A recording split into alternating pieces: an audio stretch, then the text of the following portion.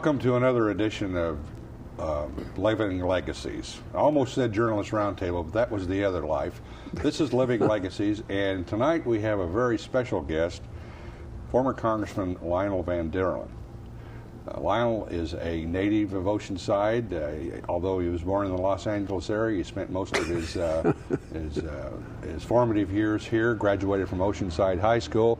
And Mr. Van Deerlin, we really appreciate you taking the time to come in here and talk with us today. Well, having been invited, I wouldn't have missed. You spoke to the Oceanside Rotary Club today about your growing up in Oceanside, and you were born in 1914. You graduated from high school in 1933, so you saw a lot of years in Oceanside when it was really a very small town, but very formative years. Well, I couldn't help thinking today that to look back as far ago as that was, it's as if in my time somebody had appeared from the Civil War era. The club was very kind and entertaining me. Well, now, you had mentioned that you were working for the old Tribune. It was a daily newspaper then? Blade Tribune, yes. Yeah, but I mean, it was... Before it was the Blade Tribune, it was just the Daily Tribune. And you worked for it as you were only 14 years old when you started. Yes. Tell me how that job came about.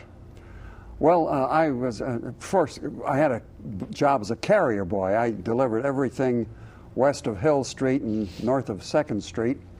And it used to be that everything was fine if they were printing only 4 pages, but, you know, Thursdays and Fridays, sometimes with the advertising, would get up to 6, 8, or 10 pages, and very frequently the press broke down under the load of having to turn out so many pages. And on one occasion, to kill time while waiting for the papers to deliver, I sat down at one of the typewriters in the deserted city room and started typing out limericks and other gibberish about various members of the staff. Not very complimentary, you may be sure. And the next evening when I came to work, the city editor, a nice old fellow named Pierce Egan, confronted me with what he'd found there in the wastebasket, perhaps, and said, "Did you write this?" And I thought, well, there goes my job. They found me out. And instead, he said, "How would you like to write for the paper?" So that started it. Now, had you given any thought to being a journalist before then? Oh, I suppose. But yes, you were only 14 years old, so you hadn't. Yeah, I hadn't done much career planning, but. What were you in 7th, 8th grade at that time? Certainly not beyond the 8th grade, and it was quite a heady thing to be employed gainfully. I was paid 5 cents a column inch, which meant that a full column of type would be worth $1. Yeah. And you can bet I stretched some of it out. Well, in the late 20s, early 30s, that $1 was $1, money, yes. Now, you covered high school games and sporting events. And well, in those days, there was a big, every Sunday afternoon, there was a big baseball game. The Oceanside town team against various opponents week by week. And there was a diamond down between Hill Street and the railroad tracks just south of Wisconsin Street. Mm-hmm. And the Wisconsin Street Diamond. I remember the under the ground rules, a ball hit over the railroad tracks was only a 2-bagger. Well, you hit one over the railroad tracks, that would have been out of any ballpark in the country that I know of, you know, but it was only good for 2 bases, which was usually a lucky thing for Oceanside because it was usually the opposition that hit more balls of that range than Oceanside. You didn't have too many sluggers in those days?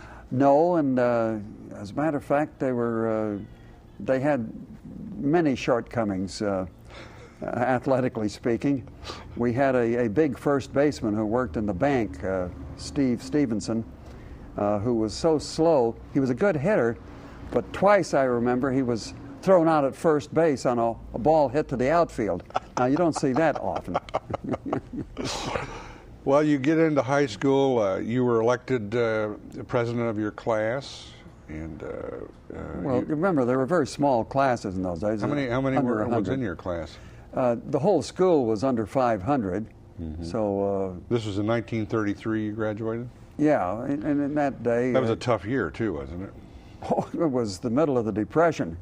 As a matter of fact, the First National Bank closed its doors 2 weeks before Roosevelt took office and saved the banks that were left. Bank holiday. Yeah, and not only were all our school funds in the bank, but my father's job was in the bank, so it became pretty grim. And when you graduated from high school in '33, did you went on to USC? I was lucky enough because of the work I'd done on the paper to qualify for a scholarship to USC, which when you look back and you think what tuition costs today, it would have been worth many $1,000s. Then I think it was about $1,200 for the tuition for the whole 4 years, but $1,200 didn't come easy in those days. I can tell you. Did you work on the school newspaper up in? Yeah, I was the editor of the Daily Trojan my senior year. As a matter of fact, Herb Klein, who's the editor-in-chief of the Copley newspapers and was President Nixon's communications director, was about 3 years behind me in the School of Journalism there. And so our association goes back a long way. And you graduated in '37, and you went to Minneapolis to work on a newspaper? Oh, after my first job in San Diego, which rewarded me at, I think it was $18 a week, I figured there must be something better than this. So what newspaper was that, or what job? The old Scripps Howard Sun in San Diego. Oh yeah. Which you didn't happen to know Boyd Stevens, did you? Oh, do I? He was my managing editor. Oh, is that right? Yeah, Boyd's an old friend of mine. He's still over in Rancho Bernardo. He's 94 years old now. Boyd Stevens was managing editor of the Sun, and you know, he struck fear in the hearts of his staff.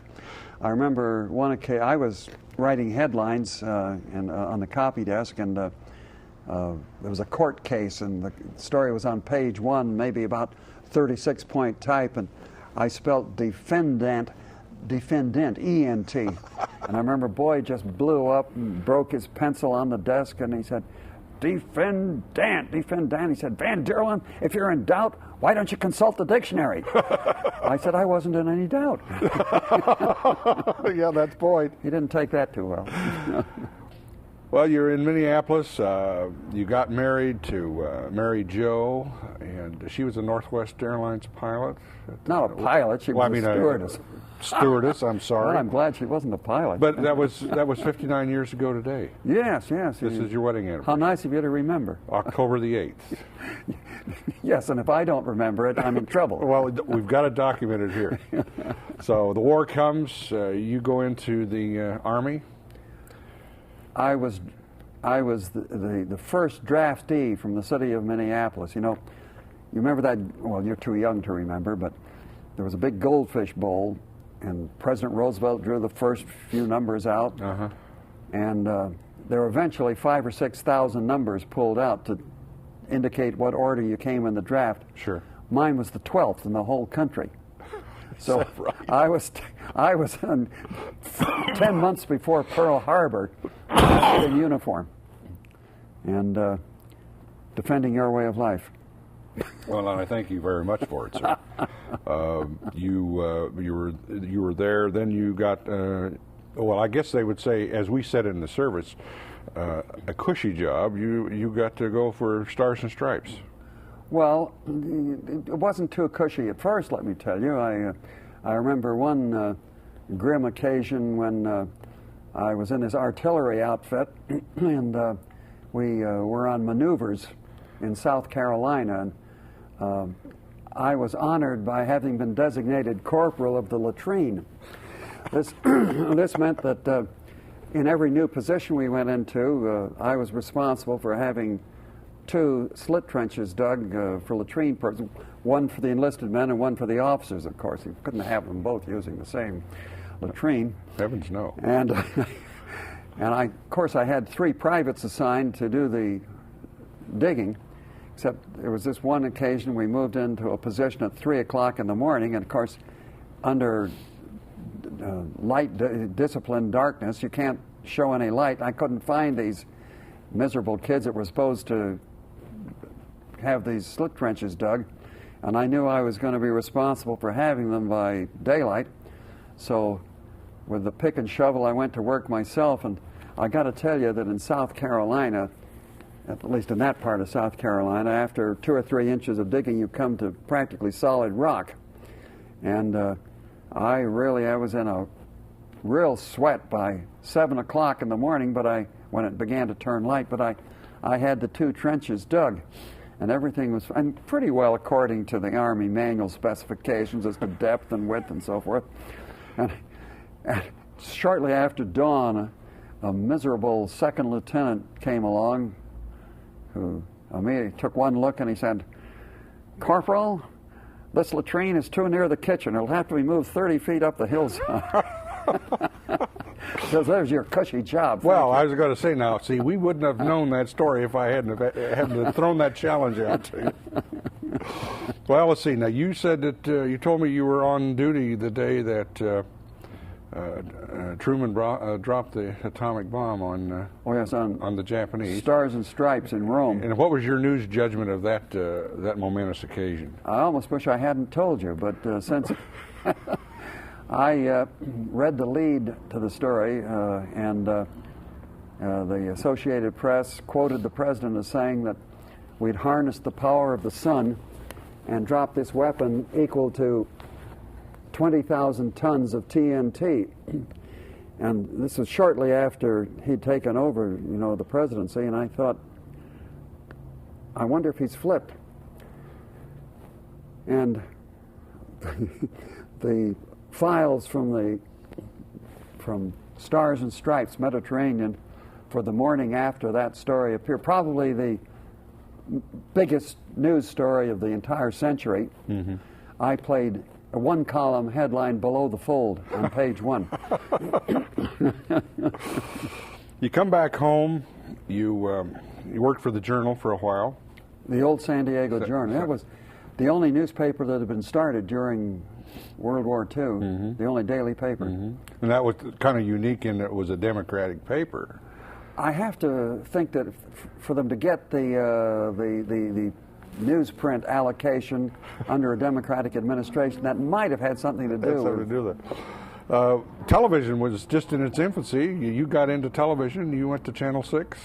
Well, television didn't come along till '48, which was first of all, and the only station in San Diego County for 5 years was Channel 8. KFMB. Yeah, they had the choice of all 3 networks, ABC, CBS, mm-hmm. NBC. The Dumont Television Network. Oh, it was a license to steal. They just had everything in sight. And the Mexican licensed XETV came on in 1953 and Channel 10 in 1954. And so the golden bull was broken as far as monopoly went. Mm-hmm. And in my opinion, San Diego has had rather superior local news coverage ever since. You were an anchor for how many years? Before they got paid real money. Yes. Okay. It was local news was a part of fulfilling their public service requirement under the licensing laws of the Federal Communications Commission. It was never intended to make money. Now it's a gold mine. You were an anchor at both Channel 6 and for a while at Channel 10, then went back to Channel 6. Yes. What got you into itinerant? No, it comes. John F. Kennedy's elected president, and what got you interested in running for the Congress? Well, the fact that there was an open seat after the 1960 census, California got, I think, 8 new seats. There'd been a tremendous wartime growth, a post-war growth, mm-hmm. and so here was this new seat in San Diego, which looked for the first time as if it might be a pretty good Democratic seat. And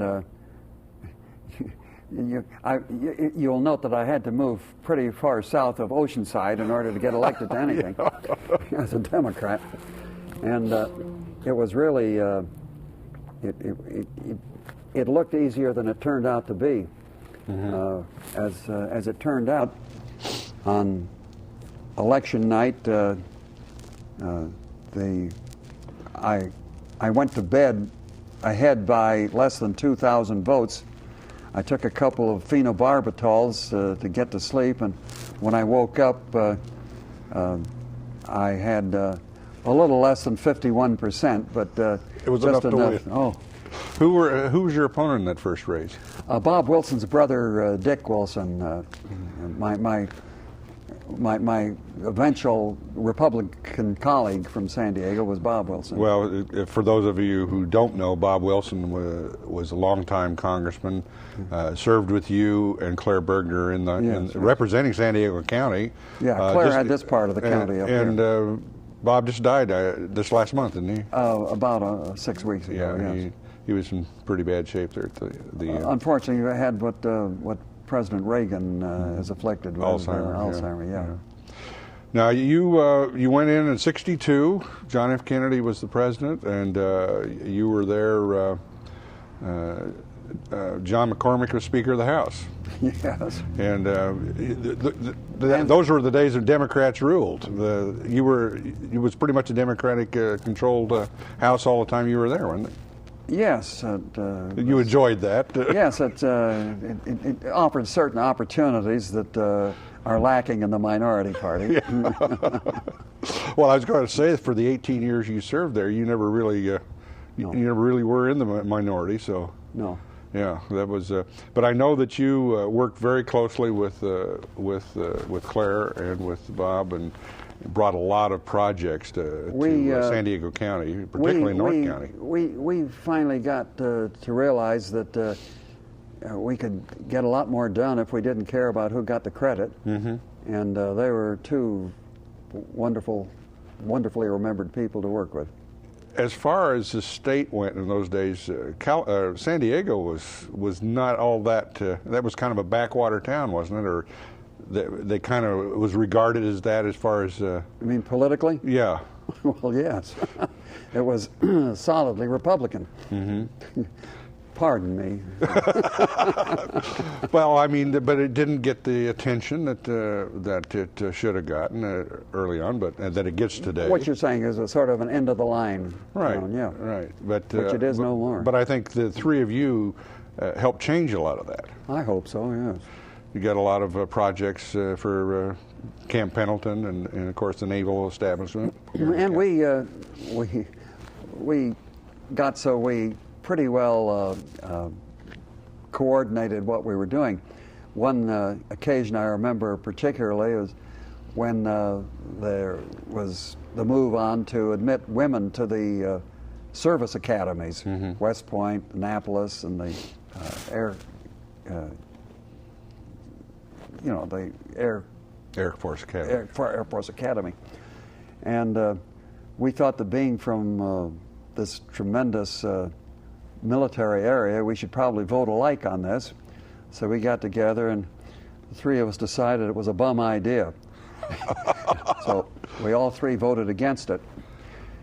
6 months later, each of us was happily and proudly posing with the first women selected from our districts for the various academies. Did you get a lot of flack in the mail or on phone calls? You may be sure, but if we all went the same way, we weren't going to be compared unfavorably. You were not going to be there by yourself. Who was the most colorful character you ever ran into when you were working in Congress? Oh, I suppose possibly old man Rivers, as they called him, Mendel Rivers, mm-hmm. who was the chairman of the Armed Services Committee, and a very vain but colorfully vain man. The worst vanity is terrible if it's in a bore, you know. Uh-huh. But he was a man who was a showman. And it's always, when a bill is brought to the floor, the chairman of the committee from which the bill has come presides, or at least presents the bill on the floor and decides who gets to speak and how long, manages the bill. And you could have dreadful bores who would kill 2 days and just make life dreary, or you could have somebody like Mendel Rivers who made it sort of like a circus ringmaster. Refresh my memory, what state was he from? He was from South Carolina. Oh, yeah. Well, South Carolina is now represented, as you know, by Strom Thurmond, who is going to be 100 by the time his present term is over, and by my good friend Fritz Hollings, a Democrat who has been there since 1964 and is still the junior senator from South Carolina because Strom won't leave. I was going to say, could he ever live that down? Well, only if Strom leaves, right? Of course, you went through the Watergate hearings, and as grim as that was, did you think you'd ever see anything like that in American government, but two, what we've gone through this past year with an impeachment trial? Would you see it virtually repeated? Yes. Yeah. The only difference is that Nixon knew what the result of an impeachment trial would be in the Senate, and chose not to be convicted. Clinton, I think, knew better. He knew very well that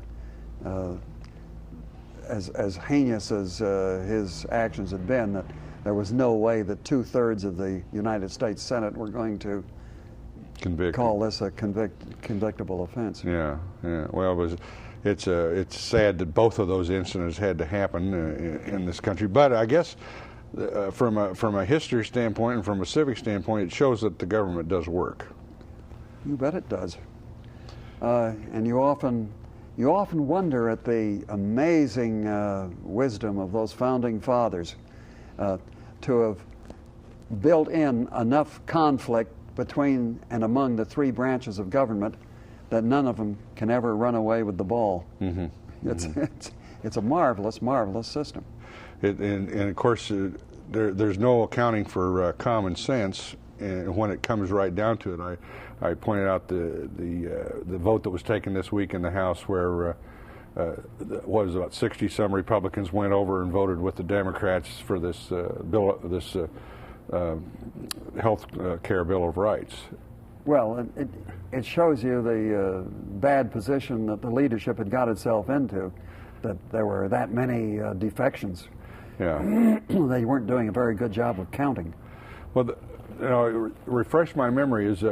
While you were in the Congress, wasn't Medicare passed? Wasn't that a? I bet it was. That's got to be among some of your top accomplishments. Well. I mean, to be in the. I was a backbencher as far as Medicare went, but I did campaign on it in 1962 very vigorously, and there was. He shall be nameless, but there was a member of the County Medical Society who used to follow me around and get up at meetings and ask the same embarrassing questions about Medicare and my support of Medicare, and he wrote letters to the editor saying how wrong I was and denounced me publicly. And a few years ago, I had to get a very minor ear operation at Mercy Hospital, and when it came time to be put under, who steps out from behind the pillar with his green smock and little cap, and he says, "Hello, Van." I turned to the nurse and I said, "This fellow thinks you can't get a Democrat to tell the truth unless you give him sodium pentothal." Well, you're in your retiring years now. You're still active in journalism. You're writing a regular column for the Union Tribune. If you consider once a week very active, I mean, I have to address myself once a week to some suitable subject. Well, you got to have fun with that, though, don't you? I mean, yeah, and the nice thing to say is that in the nearly 20 years that I've been doing it now, since coming home from Washington, the ownership of the newspaper has never once turned me down or suggested a topic to write about. And of course, you know, they don't always agree with your side of the philosophy. I might even suppose that they agree rarely. Well, if they ever let you go, Van, I'm sure that I can get you a spot on the North County Times. Oh, I wouldn't count on it. They might remember me from all those years ago. Well, we've run out of time, Lionel. We appreciate you coming up here and spending this with us. It's been a delight. And well, I wouldn't have missed it, Tom. It's been a great deal of fun. you are one of our true living legacies. We appreciate it. And I'm Tom Morrow, and this has been Living Legacies. Join us again next time here on KOCT. This program is made possible through the generous underwriting grants of Hatter Williams and Pretty Insurance Services of Oceanside, providing North County with complete insurance needs for more than half a century. The TriQuest Corporation, providing quality office and manufacturing space in Oceanside. McCabe's Bridge Ocean View Restaurant for fine dining while overlooking the harbor and the Pacific Ocean. And the North County Times, serving all of North County with complete local daily news coverage and internet services.